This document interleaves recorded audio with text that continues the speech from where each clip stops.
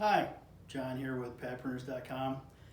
When you order inks and other additives from us, thinner, hardener, adhesion promoter, that kind of stuff, you're going to find that there's a variety of different containers they come in. And people sometimes call and ask, why are the containers different?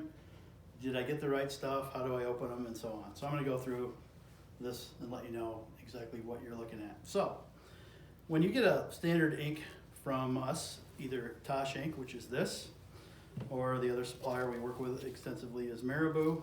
It's going to come in these cans from Germany. You can see they're basically the same kind of container. When they're new, they have a little locking ring on them. It goes around the top, and what you can do is you can use a tool like a screwdriver, and you can start it, and then you might need like pliers or something, and you take this ring off. So once you take that off, it's gone. You can discard it because it's difficult to put back on. And then when you get ink out of these cans, you want to make sure that you wipe the lid if you pour it out before you put this back on so it seals. The ink sealed with that on there should last on the shelf for a couple years. Once you open them, their shelf life depends on how good you are at closing them. So standard ink cans look like that.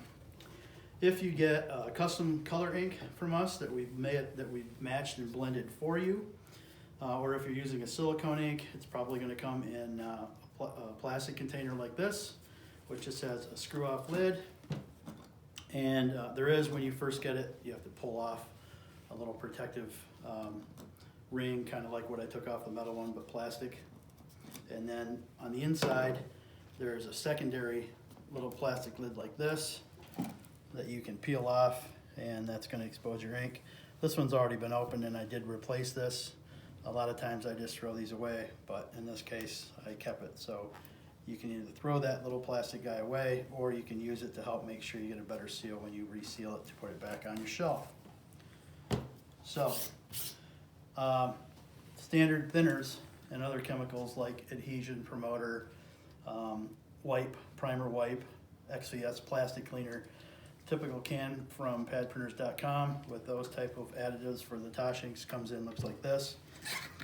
When you open it, a new can, you're going to see that there's a little metal plug in there. It says cut this out. I usually just take a screwdriver, punch it, hold in there, and pry it out.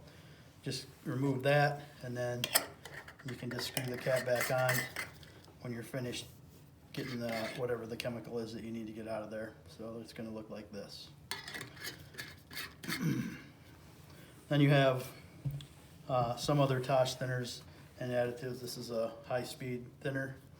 When that comes, the cans look a little bit different. As you can see, this one's a little bit taller. This is the domestic can. This is the one from Europe.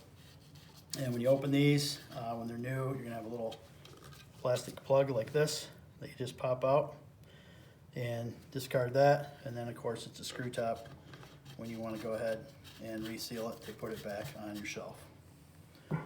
Finally, we've got Marabou additives. They're thinners, adhesion promoters, things like that. Their cans are slightly different. So when they're new, you pop that and pull it up like this. And then there's a little plastic ring like I pulled out of the top of the Tosh one here that you open it with. When you're finished using the chemical, screw the top back on, push it down, and you're good. Finally, the last thing that a lot of you are going to use is hardener. Tosh and Marabou hardeners are the same in that you can get them in liter cans that are like the ink cans, and they're a little bit difficult to seal because hardener is kind of like model glue. Some of the other hardener is liquid and comes in little plastic bottles that you can screw the lid off of. But these tubes are useful because they hold 150 grams.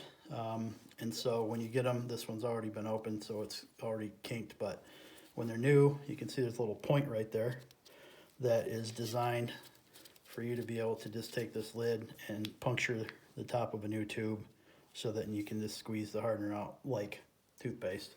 Wipe it off, screw this guy back on, and that's it. So there's a little review on the variety of different containers for chemicals that you're going to get from us, who they're from, why they look different, and how to open all of them.